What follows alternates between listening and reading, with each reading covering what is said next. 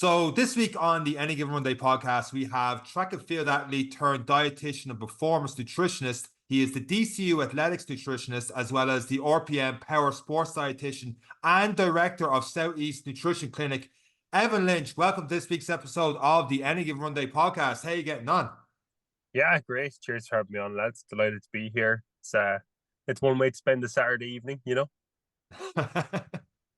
So I have a quick question. You're currently charging your car with your checker. Emma is going to know whether you're bullshitting or not. And we're going to check in every now and again with Emma to find out the truth of the tales. Okay. When you're on the go in a career like this, and this is always my question because I have an electric car, it's very hard not to snack while you're waiting the 35, 40 minutes. So what do you do out of boredom snacking? That's one thing I have. Oh, I snack. Oh, I won't lie. Loads of people think dietitians are like flat at eating, whatever that means. But no, I'm pretty open on that. I eat chocolate and nuts and protein bars and things like that. I think you should be able to do that kind of stuff. And I know I do. I don't really see it as an issue. Sometimes I go for a walk. To be honest, I never get asked personal questions. This is funny. I mostly just end up playing games on my phone or watching YouTube shorts for the 45 minutes, and then I go home. That's usually what I do instead of snacking. One addiction for the other. Yes. Mine is definitely the food addiction and the shorts. I eat while I watch the shorts. But to go from that, you have a fantastic kind of background in sport, and as Sean has read out, a fantastic accolade in sport and in terms of your knowledge. But can we start with how it started in sport for you? How did you get involved with track and field, and what was your career growing up? Reluctantly is how I got involved in track and field. I saw a newspaper clipping of my dad when I was small. He was a race walker, and it was the first time he'd wore an Irish singlet, and it was from 1989. It was black and white, and I was like, "Geez, that's cool." And I was 7 or 8, so I said, "Gee, I want to do this." So my dad showed me. He showed me how to race walk around our house, and we live in the countryside, so we could walk all the way around the house. And I just started going to the athletic club then at that point, and race walking doesn't exist for young athletes. It's not until I think you're 12 or 13 you can actually compete at it. So I had to run, and I hate running. Ironically enough, I absolutely hate it. I work with loads of runners, but you couldn't pay me to go for a run. I absolutely hate it. A race walk, I'll do 30K, 2 hours, no problem. I'll do that for as long as you want. So my parents tried to keep me in athletics, and I used to complain 2 or 3 times a week, every kind of week for 4 years straight until I could start race walking. Because that's what I wanted to do, because that's what my dad did. As soon as I started walking, I think I won pretty much everything you can win. All Ireland, indoors, outdoors, schools, community games, pretty much without fault, from under 12 to under 23, varsity, junior, everything in between. I did have a few Irish records. I'd say none of them are left, maybe one or two. I don't keep track. And I got to represent Ireland in the world and European stage. Never made it as a senior athlete. Reds caught me when I was in college, and I just never recovered from it.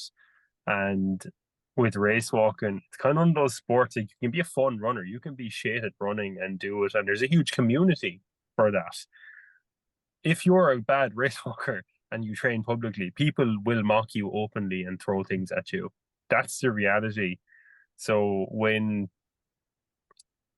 the prospect of being a really high level or professional race walker or just go to the Olympics was starting to dwindle, I was like, right, you have to move on here. And that's how I closed my athletics career out. It wasn't my choice. I'd love to still be competing, but when the gap between where you are and where you kind of need to be is insurmountable, you just have to, pardon the pun, but walk away and pursue other things. So my career in sports dietetics facilitates that to a degree. I'd still love to be an athlete, but it doesn't work out for everybody. What are the kind of margins when you're looking at race walking?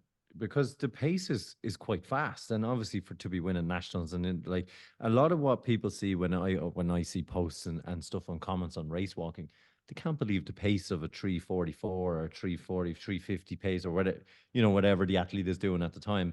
Yeah. Well, how far off, you say you just weren't at that pace, but obviously to be at Worlds and Europeans, how far off you were at the senior level? What was the gap that you were talking about? And how do you find, there's two questions here. How do you walk so fast? And then following on from that, what was the bit that was missing for you? So, a fully kind of cooked professional senior athlete will do 4-minute Ks or less for 20K, and they'll come in around 80 minutes. 82 minutes will get you to an Olympic Games. About 78 minutes and you're winning it. So that's what you're looking at. Wow. When I was 19, 20, I was on track for about an 88, 89 minute 20K, which is pretty good. That's kind of like, I still had 2 years of under 23 left. So I was tracking towards, by the time 2020 would have rolled around, if I'd managed to stay in the sport, I was tracking towards being an 82, 83 man. But that would have been a journey to get there.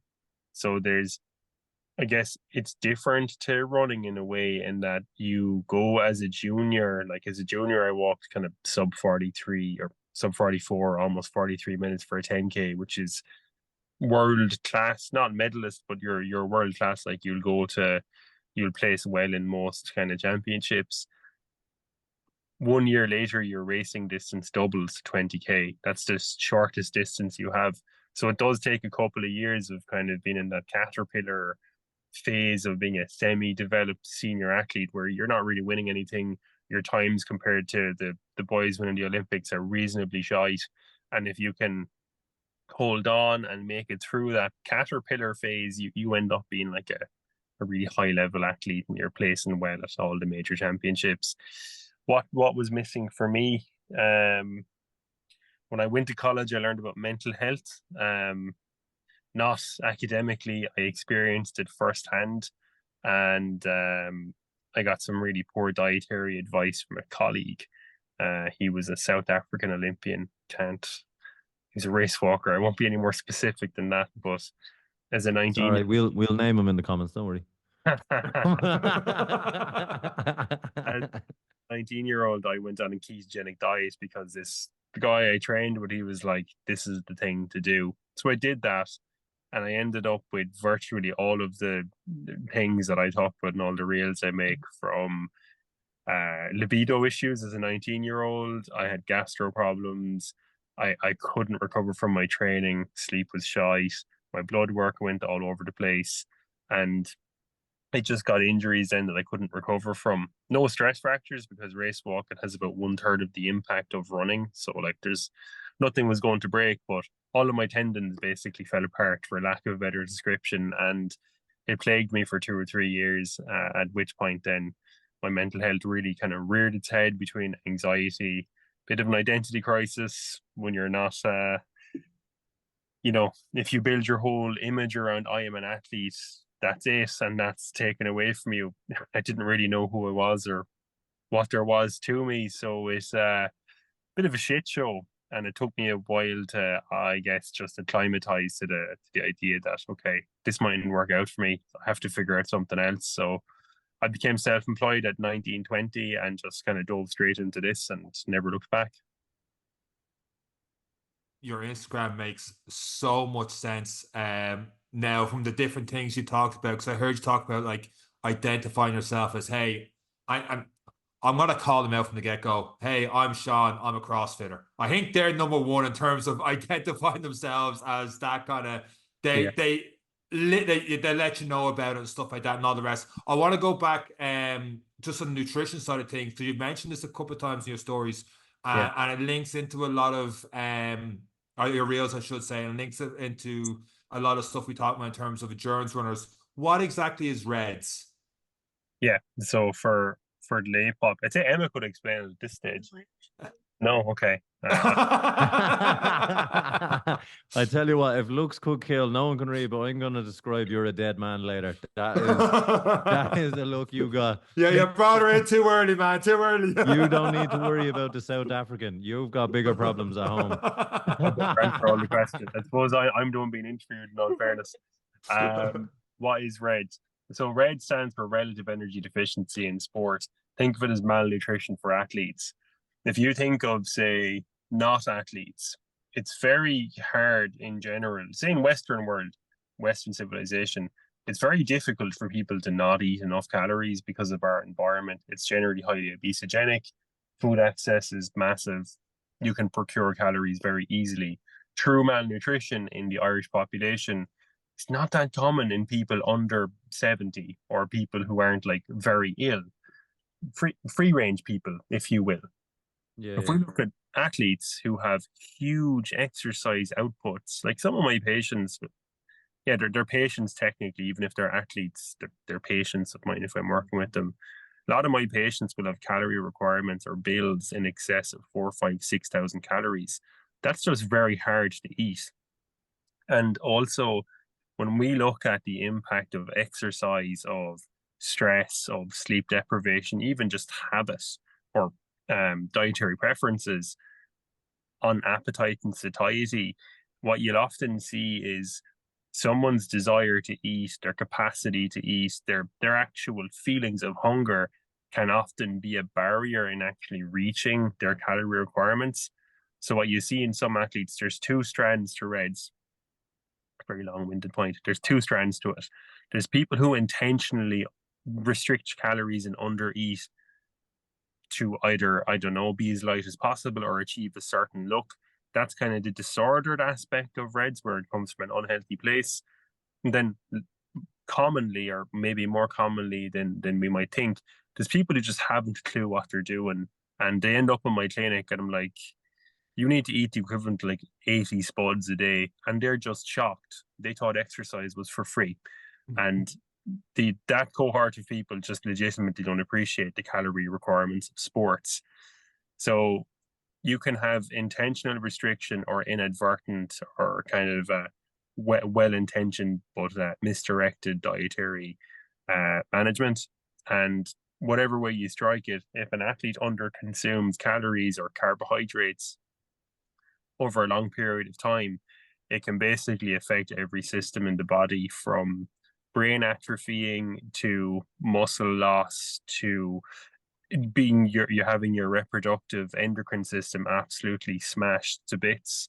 So like it wouldn't be uncommon for ladies to lose their menstrual cycles or for lads not to be able to get boners. That would actually be a common outcome of that. Anything and everything in between, nutrient deficiencies, stress fractures, iron deficiency, that all can occur as a side effect of underfueling. So it's malnutrition for athletes, and it happens because athletes have high calorie bills, and in some cases, athletes are misinformed. In other cases, such as the athletic identity, which I might come back to, if what it means to someone to be an athlete is I must look really thin or really lean, the athlete will underfuel because they value being looked at as an athlete more than they do performing. And that's actually what drives their decisions. So that's REDS. I hope I answered the question. Absolutely. Based on that, so we are probably, by the time this podcast comes out, 6-7 weeks away from the marathon. I've been guilty of this. I feel like I perform better when I lose weight. So if I'm down to, I most of the year I walk around 83, 84 kilo. One year I got a pretty decent marathon time that I was happy with. I was around 80 kilo. So I feel like I need to lose weight, but I also need to fuel the systems you talk about. And sometimes I don't feel it as much. And I'll get another question on that in a couple of minutes. But when like that balance between trying to lose weight for endurance running for a marathon, and I know you have your own thoughts on this one, which is why I'm bringing it up this way, and trying to fuel for thing and getting that balance, wanting to lose weight for endurance, it's not necessarily the best approach, is it? No, it's not. Do you know how many research papers there are that we know of that tell us if person loses X kilos, they'll be Y% better? So how many papers are there that show us what that relationship looks like? Had I not stalked your Instagram today, I would have said a few. Yeah, well, you have, so you know the answer is the answer is none. There's actually no science to say if this person loses X body fat or X kilos or X weight, they will clearly and demonstrably be quicker. That doesn't exist. That's actually a cultural thing. And I would say an example of weight stigma that exists in the sporting world. And it's very normalized because it's very normal to think that. It's very old school though. And what you'll find is people that say things like that, like, oh, you know, you need to be, if it comes from a coach, for example, you need to be lighter to run better, or God, you've too much fat in you there. If they're saying that to people who are already reasonably high level athletes, they're just not at the races. They're old school. And it's actually considered bad practice and not overly scientific, because that's someone's personal opinion, not there's no research that suggests that. Because if we look at exercise performance, weight, if you looked at it as a pie chart, your actual physical weight and how that would then like impact exercise economy or running economy, VO2 max, it's small. And if we looked at the impact of, well, if this lad or lady focused on fueling properly, if they focused on being as strong as they possibly can, they focused on recovery, the net gain from that is exponentially higher than focusing on, can I lose 2 to 4 kilos? That's going to have minimal bearing on sports performance. What can happen and what does happen is when people go on diets or try to lose weight, they feel better. And that can be for a couple of reasons. They're paying attention to their diet and lifestyle, they're managing things a little bit better. But also, I can't ignore the fact that when people restrict their calories, they get this huge requisite bump in catecholamines and stress hormones, which make you feel okay when you're actually not. So it's kind of like a compensatory thing. For example, if you have a patient with anorexia nervosa, someone who engages in the most clinically severe version of calorie restriction, they will tell you, I feel great, I have loads of energy. And they're not lying. That's actually how they feel, but that's their body's survival and starvation mechanisms kicking into play. Similarly, in athletic cohorts, people who underfuel, with REDs in particular, we see massively elevated levels of stress hormones. And that can make you feel okay or energized when you're really not. So, in a very long winded way, there's no research that I can point to or use and say, look, here's the dose response relationship between how much weight I can help you lose and how much better you will be.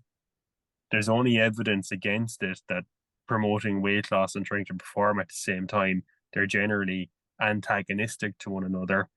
And a lot of the research coming out, and I'm doing my doctoral degree on this, looking at body image in athletes, when we actually focus on weight and we overemphasize the importance of weight and appearance in sports, that actually massively increases an athlete's risk of having an eating disorder, engaging in disordered eating, and subsequently developing REDs, which is the opposite of performing well. And I'm very much guilty of this as well, because in the build up to my last, now, look, I was kind of cheating because I gave myself 16 weeks to do an Ironman, and I started my training at 100 kilos. Yeah. And I knew cycling up a mountain with 100 kilos, physics just says that's going to be a harder day for me than it would be if I was 94, 93 kilos.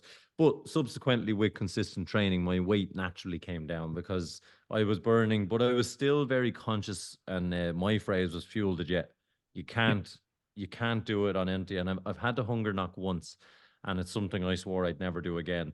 So it's Sean had a scooter with me along that, and he can swear by every 2.5 kilometers, I think I ate someone's daily intake of calories on that track as well. And it saved me in the end to complete it.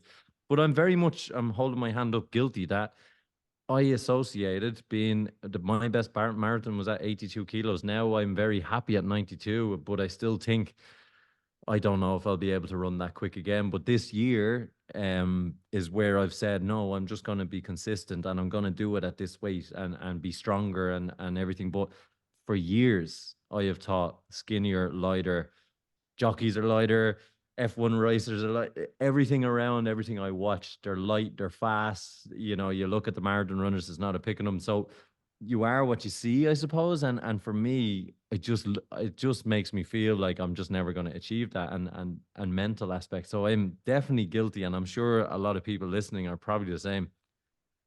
I suppose, to clarify, I do actually help people lose weight all the time, even athletes. The only way we can lose weight with athletes is indirectly. It can't be the focus. If it happens while we're doing everything perfectly right, grand, well and good. Can only ever be moderate amounts, though, at a very moderate, underwhelming rate. So you can do that.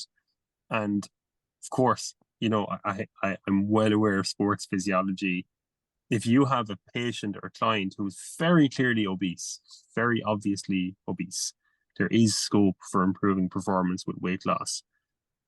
The vast majority of people that come to me for, like, you know, they have a marathon or a thing coming up, they're like, look, I need to lose.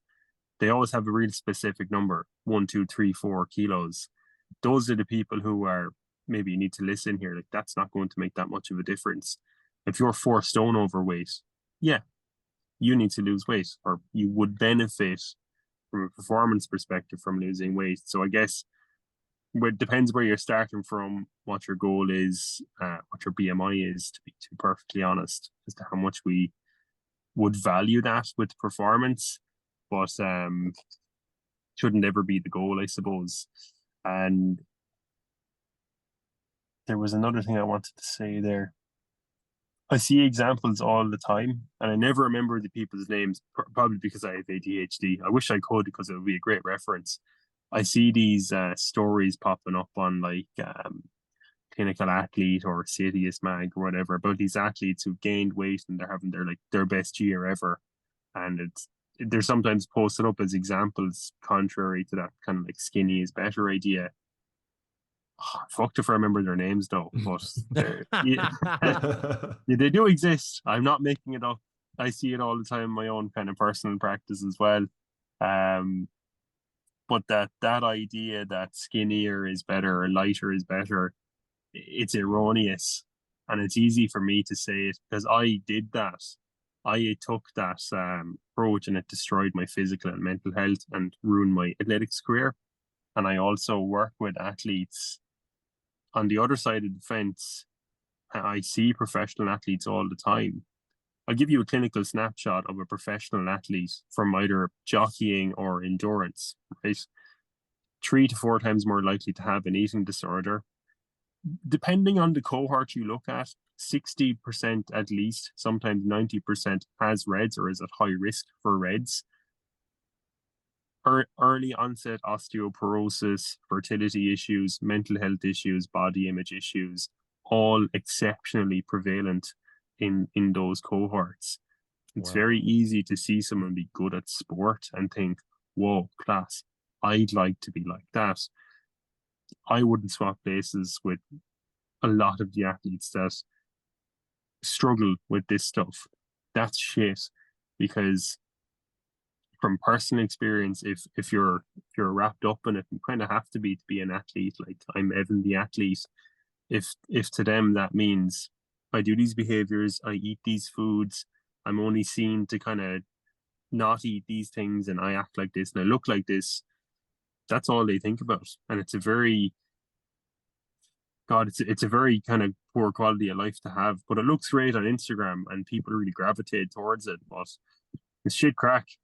I wouldn't. And the Olympics itself, as much as it is a spectacle to watch these phenomenal athletes, you're looking at goddesses and gods walking around chiseled, the sacrifice they're given. Some are probably carrying, because they're in that category of people you've just described, some of them are potentially teetering with a lot of these problems through their career. Oh yeah. Oh, 100%. I mean, yes, absolutely. There are a lot of athletes with issues like this that I'm describing here. It's just not great marketing, is it, for athletes to say, you know, this is what's going on. if they talk about how they're struggling, it could affect sponsorship, it could affect funding, etc. It could affect their followers. People in Ireland anyway tend not to be very nice when you say, oh, I have actually a problem and I'm struggling. You just get hit with, you don't have problems, there's bigger problems happening, get over it. Oh, look at this lad here looking for attention. So I could see people not volunteering this information as well at the same time, Yeah, we're very much a kick you when they're down kind of nation as well. We're very good at helping when it's in the extreme. Like, we're very neighborly, but we're very, very tough on each other. And I suppose it's kind of like a cultural stigma to talk about these kind of things. And even like you mentioned, the menstruation in female athletes, it's only really becoming an okay topic to talk about over the last couple of years because of female athletes starting to highlight the issues of losing their periods and different things through malnutrition and overtraining and a few other things. And we've had some great guests on our show that have schooled me and Sean, and we've been introduced to these conversations over the last couple of years. And it's conversations like this that, even for me sitting here, I wasn't aware of the statistics. I just seen the Greek goddesses and gods of the Olympic Games and thinking, I need to put this burger down and go try. Like, it's just, you look at it and go, oh, what am I doing wrong? But as you're saying, you need to enjoy life as well. And sometimes a better fueled athlete is a happier athlete and a better performing athlete. You said something interesting there. What am I doing wrong here? I need to put this burger down and something like that. Something that was said to me that I never forgot. I don't even remember who said it to me. It was the year I first got an Irish singlet. I was in good shape. Someone saw me eating a bar of chocolate and said, you probably shouldn't be doing that. I was 15. And I said, yeah, you're right. And then I stopped doing that and felt terrible about doing that for almost a decade. And if I stop to think about it now, that's an insane thing to say. There's no pathway by which eating chocolate or a burger affects recovery, affects VO2 max, affects lactate curves, proprioception, skills, nothing. It's totally irrelevant. That idea, like clean eating there, that's something that a lot of athletes would have in place. I am an athlete, therefore I don't eat burgers, I can't eat junk food, I have to eat salad and blah, blah, blah, and blah, blah, blah. And interestingly enough, and I might actually see if I can do this as part of my doctorate research, athletes who have healthy eating ideals, like they apply like the food pyramid to their sporting endeavors, will consistently underfuel, because when we try and eat healthily, it's smaller portions, not big portions of carbs, whole grains, vegetables. That's almost the opposite of what's required for sports nutrition protocols. So keep your burger. It's not it's not doing you any harm there. If anything, it'll improve your recovery there, Eric, and maybe don't worry. I felt bad for about 30 seconds until the shot put came on, and then I picked it back up again. There's hope. There's hope. Yeah. You talked about the importance of carbs there. You touched on ketogenic diet before. With endurance and going back to Dublin again for the marathon, a lot of people might do a ketogenic diet because they feel it's more efficient to burn fat for long distances. And then when it comes to race day, geez, if I put in those carbs, I'll use your words, rocket fuel. I'm off to the races then, because I haven't had carbs in ages. All of a sudden I have carbs. It's like not having caffeine for 14 days, and I have caffeine, I get that big boost. Yeah. But carbs seems a lot more important when you're talking about for training after sessions and all the rest. So using fat to burn during training and then carbs on race day, not a good idea? Not a good idea. Also not a good reflection of how the human body works. At any given moment, like right now, like we're all sitting on our arses here, you're burning a combination of fat, protein, and carbs right now. It's just the permutations of those things change depending on how hard your body is working or how fast your heart is beating, I suppose. Even when you're doing, say, exercise at 65% of your VO2 max, like fat burning territory, there's still a good chunk of that coming from carbohydrates. it's oversimplified by people where it's like, if I have carbs, I turn off fat oxidation, and that's actually not true at all. You just don't use your glycogen as much. So the way to think about this, for sports performance, irrespective of whether you're on a high fat, low carb, whatever diet, running out of glycogen is going to make you hit the wall and make you perform very, very poorly and feel very, very crap. It's your petrol tank for being an athlete, if you will. We have enough to last about 100 minutes.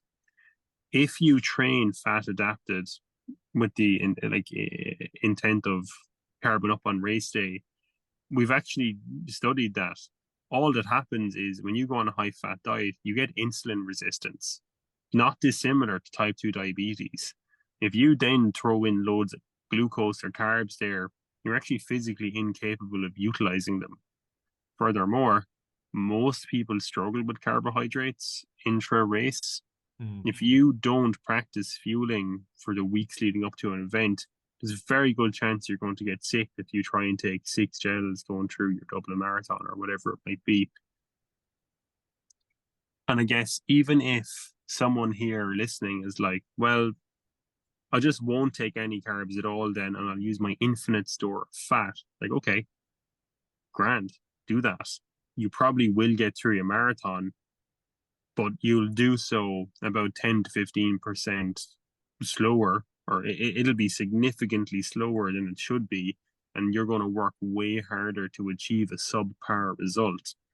So at every rung of the intensity ladder, being carved up generally results in faster performance, athletes feeling better, less gut issues, even better heat tolerance. I know it won't be hot in October. It's warm today, like in the Kerry Bay Ultra is happening right now.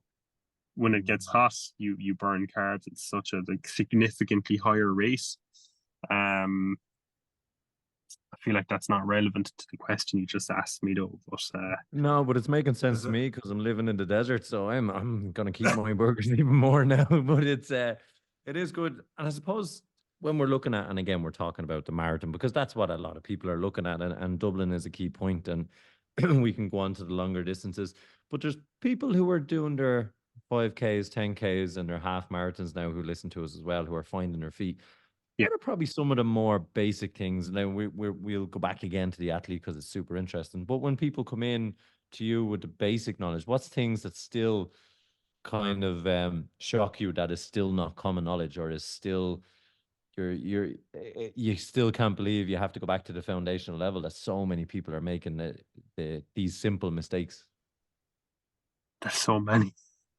That's such a bad reflection of society. And Jesus, I mean, fuck it. And Like, is it driven by Instagram experts that we're actually seeing more problems now instead of getting good information? You're getting your information from your other athlete or now your Instagram influencer, and all of a sudden you're doing this fad diet. I'll just go off of today, right? I had 6 patients today in my clinic. So I work 6 days a week, unfortunately. The sources of misinformation that I heard today, someone was told by a nutrition expert to do a gluten and lactose-free diet to lose weight. So that's not a thing. That doesn't help. So that's one. Someone was told that drinking Coke Zero will assuredly give them cancer, which is not accurate and not what the actual research says. So that's 2. I'm pretty sure someone told me today that supplementing with vitamin D would hurt their immunity. They were told that by a doctor, that it would make it worse, which is bizarre because that's not true. That's the opposite, in fact. Number 4, a patient with anemia was told you don't need to supplement with that. You can just eat your way out of it. You need 50 milligrams of elemental iron to treat anemia, which is equivalent of eating roughly 10 steaks a day for 3 months. So that's true. That's just today. I mean, off the top of my head. So there's lots. If I think about athletes and sports people, being encouraged to do fasted training or doing fasted training, that's a really crap idea. It doesn't improve fat oxidation at all. You still actually burn the exact same amount of carbs and fats because you have some glycogen left. But all it does is it impairs bone health. So it increases bone turnover instantaneously and challenges iron metabolism. It's also an independent risk factor for developing REDs. So that's one common thing that lots of people do. Overusing electrolytes, so taking like massive heavy duty electrolytes to do really not massive levels of exercise. That's another issue that people get into because they think they need the salt. If you're a park run candidate, you definitely do not need the salt. Your Irish diet definitely gives you way more salt than you need. Recovery, then people flocking towards protein right after exercise. For anyone doing a kind of an aerobic based sport, sugary carbs right after training are what you're looking for. If you eat semi-consistently and reasonably well, protein is grand. Most athletes do not need to worry about protein. Most people way overshoot their requirements at the expense of getting an adequate carb intake. So those would be the top three things: fasted training, over electrolytes, no carbs after training, focusing on protein instead. Any athlete, if they address those things, will minimize their risk of stress fractures, REDs, iron deficiency, having high blood pressure, and would recover quicker if they just fix those three things. There's so many different ways I can go in this one, but just the sugary drinks afterwards. Eric will tell you I'm a big fan of running the Lucozade and all the rest. But Yeah. one of the big energy drinks that's popping up now, and I don't know if it hits any of our cohort listening, probably a little bit younger, the Prime energy drinks. And one of the things on them is sugar free. But Yeah. so you're for hydration and recovery and all the rest, I think they put the top of recovery. I could be talking wrong there, but definitely hydration they talk about. If there's no sugar in it and sugar is good and that's in Lucozade, are Prime drinks, that kind of thing, not that good what they're supposed to say, or am I reading wrong into that? No, they're not great. So Like, $2.50 a bottle. yeah, I've never tasted them now, but they're dear. I'll be honest, I've never actually picked one up. So I don't even know what the ingredients are, but I have heard that, the sugar content is very low to negligible, you're telling me. Energy, generally people mean energy in two different ways: either stimulants and feeling energized. So I wonder if it has caffeine in it. I'm not sure. Yeah. Okay, that's probably where they're going with that. If it has caffeine, what caffeine does is it blocks your perception of fatigue, which is not the same thing as having energy. That's what's an analogy? You think of an analogy? No, you can't. Okay. I didn't get to see the reaction this time, but I have a feeling you're getting slapped twice No. later. Imagine hypothetically, if I broke your arm, right? You were sitting there with a broken arm, and then I give you morphine. You don't feel like you have a broken arm, but you still do. You still have a problem. You're just not aware of it, right? Yeah. Think of caffeine and fatigue. The fatigue is the broken arm. Caffeine is the morphine. You can still be in a huge energy deficit, sleep deprived, feeling crap, not in a position to train, and you can load up on loads of caffeine and then feel fine. But that subjective feeling of fineness does not accurately reflect where you're at physiologically. So people mistake that for, I have loads of energy. What's actually happening is you're just taking high dose stimulants, so you feel better than you actually are. That's probably what Prime Energy does. From a bioenergetics perspective, looking at, say, the actual calorie and carb content, it's not at the races. If it doesn't have that much carbs or sugar in it, it's probably not worth using. I'm pretty sure I've also heard other people kind of slated saying it had like strange levels of electrolytes and just unnecessary ones inside it as well. Athletes really only need to worry about sodium. If you're worrying about potassium chloride or magnesium or anything like that around exercise, it's just a waste of time. You don't actually lose appreciable levels of that in any level of exercise. So it's not a consideration to make. Prime is just fancy marketing and celebrity profiteering off of generally poor levels of information and a trust in people we follow on Instagram. You mentioned the Irish diet and having high levels of salt. And I would be one of those people that interchangeably do salt and sodium, even though they're different things you talk about. But salt tabs for endurance races, like for example, obviously the Dublin Marathon, if we're getting enough salt in our system, are salt tabs a waste of time, or because you're losing a lot of sweat during the marathon that you should have one during it? Would you recommend during someone listening to this doing the marathon, would you recommend them having a salt tab, or is it you have to, like you talked about sweat tests and stuff before, which I'd never actually heard of, that you should or shouldn't do? So Loaded question there. there's a couple of aspects to this. Um, how will I start? So think of yourself as a big glass of my waddy, right? You want it just right in terms of concentration. When we look at sodium and salt, people tend to focus on how much am I losing in my sweat, which is a bit of a red herring. We more so care about the salt or sodium content in our bloodstream because that's what's more physiologically relevant. Your body will work really hard to keep your sodium levels nice and steady in your bloodstream. As you sweat, fluid or water is taken out of your blood. That's where it comes from. It's all of the stuff in between your arteries and your veins. About 15 liters of stuff there, if I'm not mistaken, for the average person. As you sweat, the stuff in your blood gets more concentrated.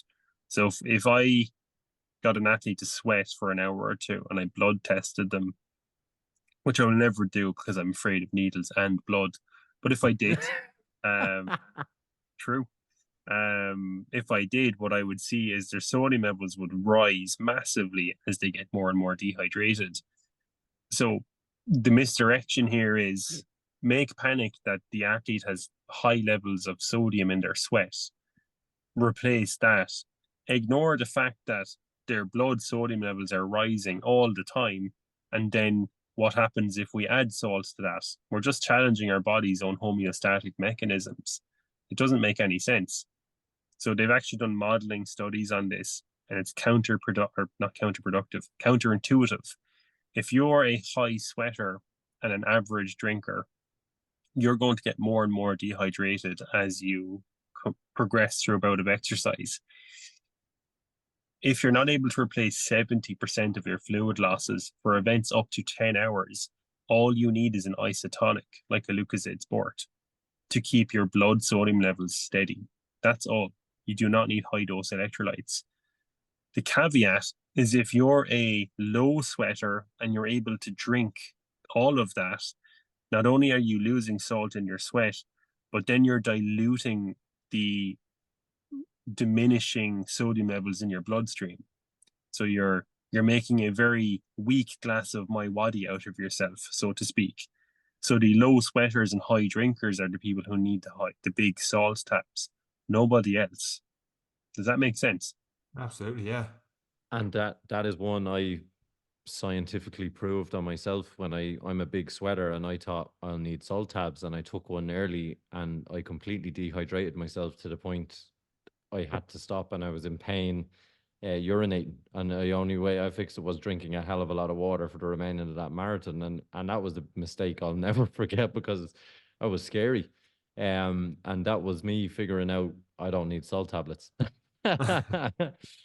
And it's the misconception that I've been led through from other athletes saying, "Oh, you sweat a lot, you're covered in white," and I'd be white. There'd be salt all over my body from 10K on. And I was told salt tablets, they're the way to go for you, and it backfired majorly. The only time, and I'm actually doing it at the moment with a really, really massive ultra runner.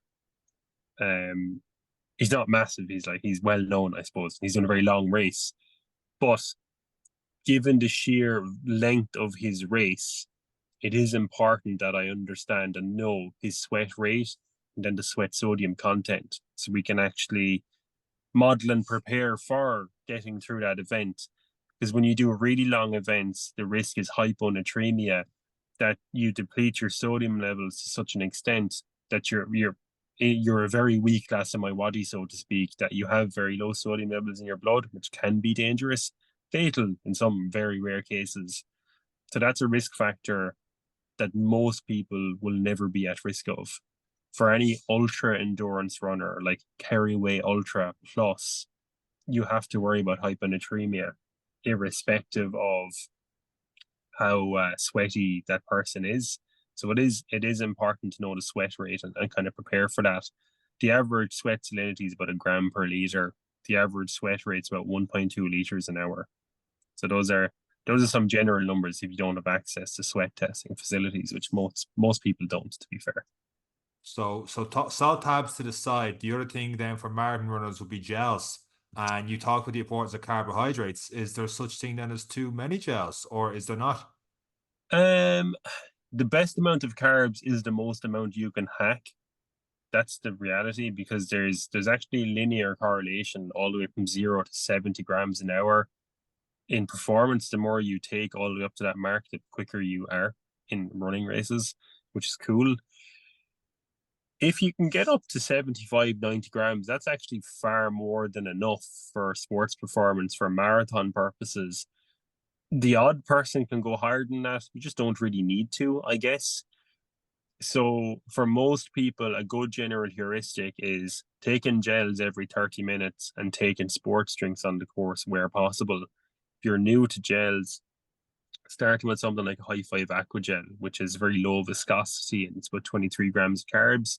That's very easy. It's a very unintimidating place to start. If you're a bit more seasoned and you want to get more bang for your buck, trying something like 226er gels or Beta Fuel gels or the Martin gels, the bigger ones now, you get 40 to 50 grams of carbs in those gels. That might be worthwhile for people who just want to take one every 45 minutes or 1 an hour and still meet their needs. That's totally fine to do. But can you take too many gels? Yeah, I actually had someone about 2 weeks ago who took 4 gels in the first hour of a triathlon run phase and was very sick. And like, that wasn't the shock at all. Like, we figured it out really quickly. So no, it is possible. Most people will never take too many gels. Every 30 minutes is a good tempo to take them at. Practice it in training. Start with smaller ones. Graduate your way up to the big ones if you can. Anyone listen to this podcast, and if they say they haven't, they're an absolute liar, or they haven't ran long enough, has at one stage or squatted in a field during a long run, as you put it, as needed to go. It has happened. It has happened to me. One of the things you talk about that would be a lot of people talk about for, I suppose, not weight loss, but just having good diets and these different types of advice. And I've been guilty of this because it's an easy thing to do, is overnight oats. But you reckon that's not good for before a long run? And obviously, your bran flakes or stuff high in fiber would be an issue as well. So what do you think? It just needs to be higher carbs and stuff for morning of long runs, or what way would you advise people? I get so much fucking shit for saying this as like evil, actually. Low fiber, higher carb makes way more sense to minimize risk of gut issues. Depends on the person. Some people say they're grand. People have different gastric emptying rates. Like, it's individual how long it takes to digest food. Fibrous dishes can be a few hours. Like a big bowl of porridge with like raisins and seeds in it can take a few hours to digest. So if you're only leaving like an hour and a half to 2 hours, you might be training fasted technically because you haven't absorbed it. What I would generally recommend are things like Cocoa Pops, Rice Krispies, bagels, pancakes, chicken and rice. No. well, definitely fine. Chicken is fine. Not too oily. 2 hours, 2.5 hours, you could do that for sure. It's a good shortcut is beige and bland, white, like a shade of beige or white, and no fiber. Fat. If you follow that, it's impossible to screw that up. Chicken is white, I suppose. I cannot believe that all the weeks that I'm actually sick over that. But He's anyway, been giving me some amount of abuse for eating chicken and rice 2 hours before races, but it works for me. It works for me, and everyone is different. Yeah, you're on the ball there. Do you add veggies to it though? That's the question I have. Is it a stir? Sometimes there'll be peppers, red pepper. Okay. It's whatever's from the Chinese from the night before. He gets a big It's portion. not that bad. It's not that bad. It's not that bad. The Um, curry sauce just fell into it. I just don't know how it got You're there. definitely bottom in fields. I have a very, very long-winded question. Okay. So I back in the day, like good 10, 12 years ago, I did fitness instruction. And with that comes the nutrition. I don't even want to say module in front of you because I think most personal trainers barely touch on nutrition and they shouldn't be doing it. I'm not just saying it because you're here, but it's like very basic stuff and move on. But there was an interview process and there was like 3 of us there. And one of the questions was, how many meals should you have per day? And the girl, she answered, 3 meals, breakfast, lunch, and dinner is grand. And I knew the answer they're looking for was wrong because they wanted the answer to be 6 meals a day to stoke the metabolic flame or whatever the furnace for the body and all that stuff was the answer. But then further down, it was like, no. You just need 3 meals a day. If it fits your macros, that's all that matters throughout the course of the day, and that's it. And then the anabolic window came in as like you need to have protein 30 minutes after a session. And then later on it came, well, that's not the case. And then I was like, okay, I think I have this now. As long as you have your food anywhere throughout 24 hours, you're good.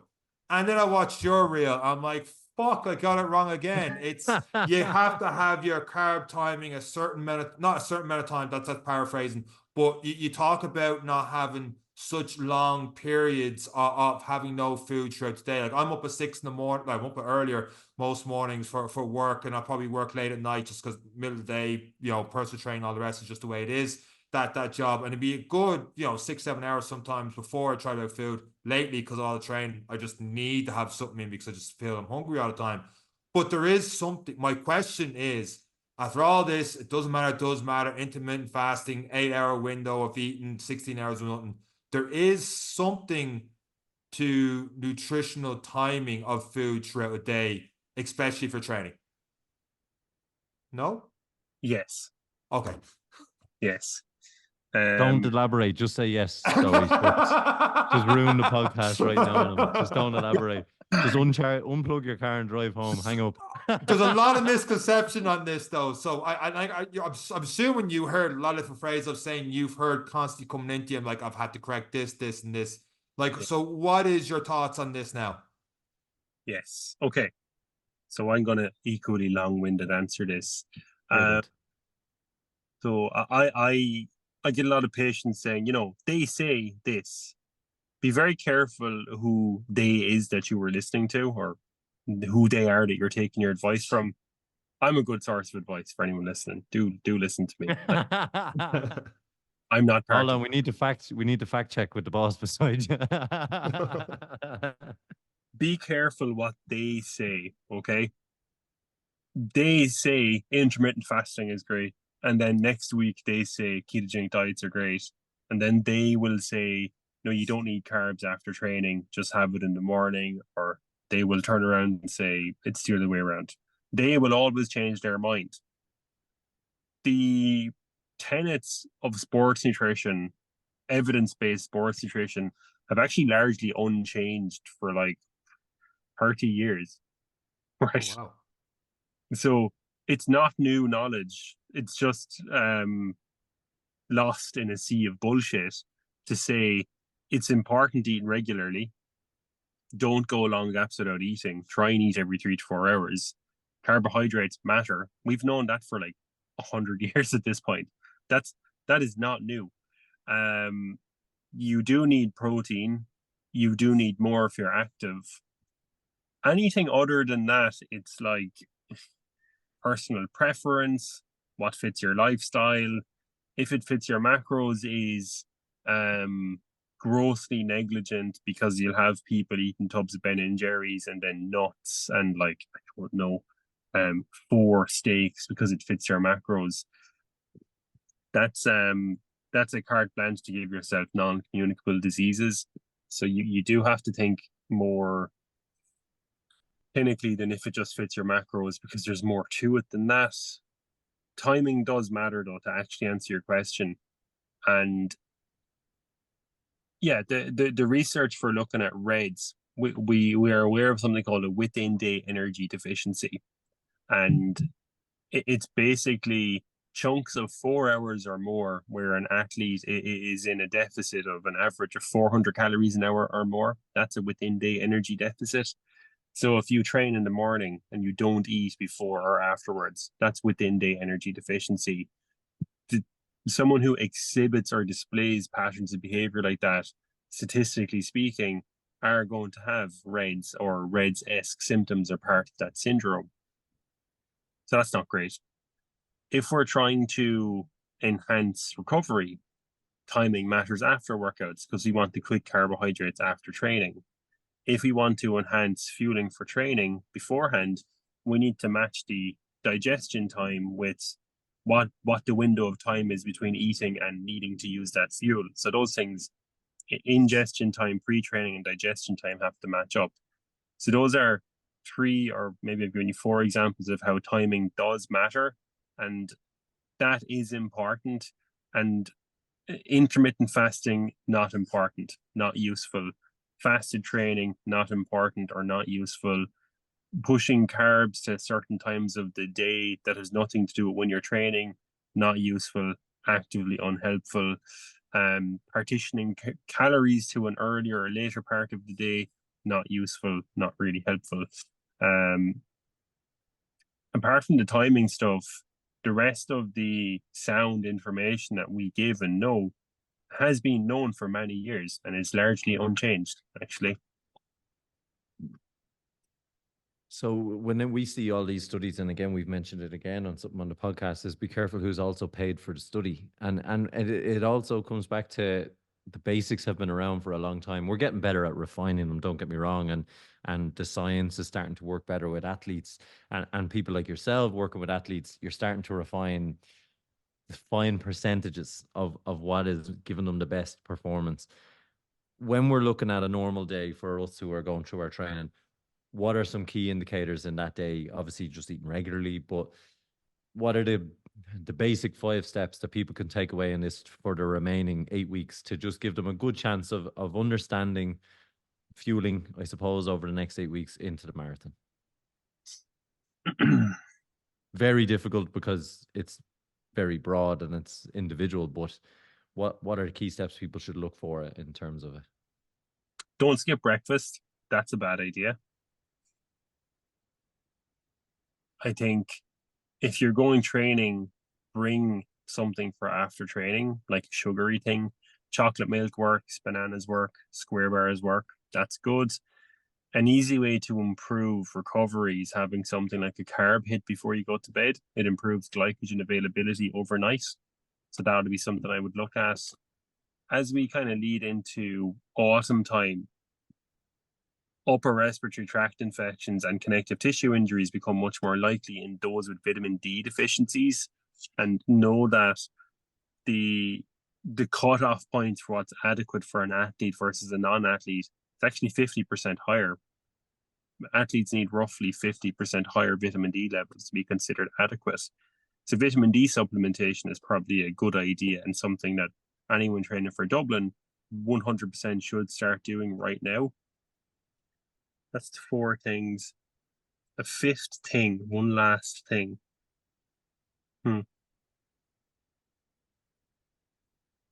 Always carry a water bottle around. Your fluid requirements are higher than you think. Baseline fluid requirements are about 35 mils per kilo. And again, the average sweat rate, I mentioned it earlier, is 1.2 liters an hour.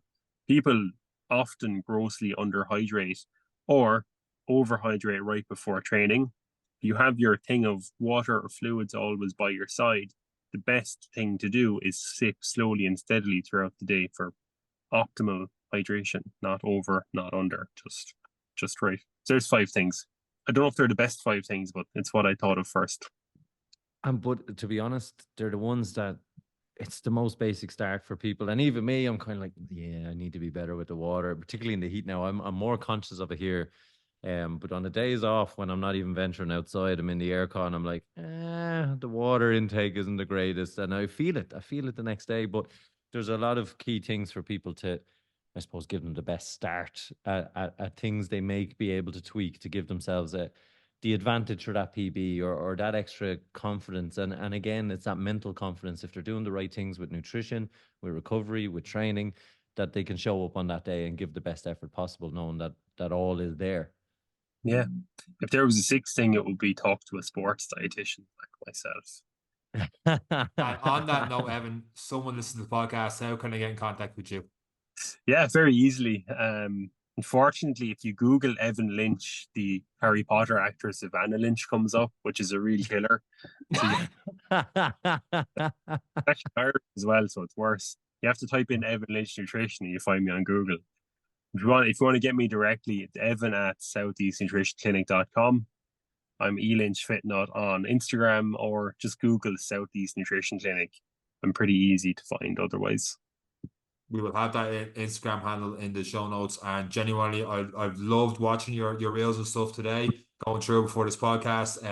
I love your no bullshit approach to it. And your approach of just, you're not saying things to try catch attention. It's just as in like outlandish things that people say to bring people. It's just like these, like you said there, your facts at the end. There was no mad pills or anything like that to take. It's just practical advice, and I love that about you. It's been great having you on for the last hour. Absolutely brilliant. A lot of information that lot of take home messages for people, especially those training for a marathon in the next couple of weeks. Yeah, I'll come back anytime, and Emma will vouch for this. I'm not an influencer. I don't have the enthusiasm to be an influencer. I couldn't possibly be that much fun. This is it. This is it. Does it annoy you when you see like people spouting bullshit that are like, a couple of 100,000 followers, 1 million followers, anything like that, and it's not the right info to get out there? It has to annoy you, it being active on social media. Not really anymore. No? No, because everyone ends up in my clinic anyway eventually. It used to annoy me. It used to annoy me when I wasn't busy. I'm at capacity now, so as long as my doors stay pretty full, Christ, people can say whatever they want. You're actually paying the influencer to misfeed everyone else so they come in. Carnivore diet, keep doing it. I'm the antidote to the misinformation for a lot of people. Or what will happen invariably is, so I'm not a cheap service. Like, I'm pretty expensive to work with, so people often go through loads of bullshit things first, and then until they realize, oh God, I need to talk to him. So I'm usually the last person they talk to after they've gone through all the Mickey Mouse steps first. So I'm cool with that. I kind of like that. I'm like the end game, big boss, if you will, of level 6. Yeah, level. Evan is inevitable. Pretty much, it seems that way. Everyone is going to eventually end up in my clinic at some point. Whether it's for sports nutrition, or I know it's totally irrelevant to this, but I'm gone more into medicine and preventative cardiology and body image stuff lately, which is going to be really important in the next 15, 20 years. So I'll stay busy. If you see me talking shit about people on social media, I am not doing well, and I'm looking things have gone downhill. And that's when we get you back to the podcast. We'll definitely get you back on for that rant. But it's been so good having you on, and I'm no doubt we're happy to have you on again in the future, because Absolutely. We've only scraped the surface in the knowledge that you have, and from what you're doing, it's absolutely fantastic. Thanks so much for giving us your time today. And it's been absolutely brilliant, and an education for me even sitting here, and it always is. And thanks so much for that. Yeah, no worries. I'll bring Emma with me next time as well. And that's it for this week's episode of the Any Given One Day podcast from myself, Evan, and Eric. Take care. And Emma. And Emma. Cheers, lads.